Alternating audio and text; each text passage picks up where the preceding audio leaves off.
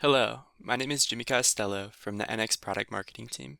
Today, we're going to be looking at the 3-bend corner tool to assist in closing corners where 3 adjacent blends meet with sheet metal.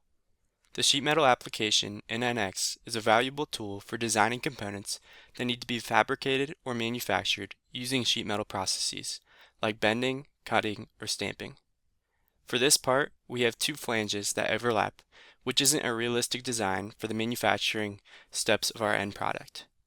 To address this issue, we can open the 3-bend corner command from the corner group. When we do this, we are immediately prompted to select our adjacent bends.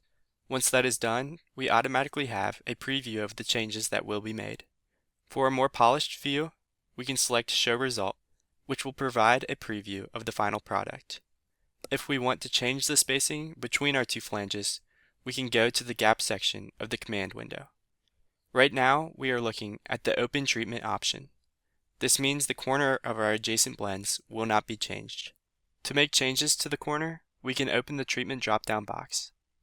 Here, we will find 4 new options to choose from: Closed, Circular Cutout, U Cutout, and V Cutout. Let's dive into each option to explore the possibilities they offer. Starting with the closed treatment, our bends now extend until they meet at the corner.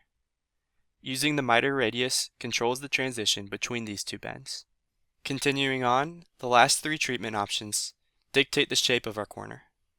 If we opt for the circular cutout, as the name suggests, we will now have a circular hole where the bends would meet. The origin dropdown in this command window determines the starting location for our cutout.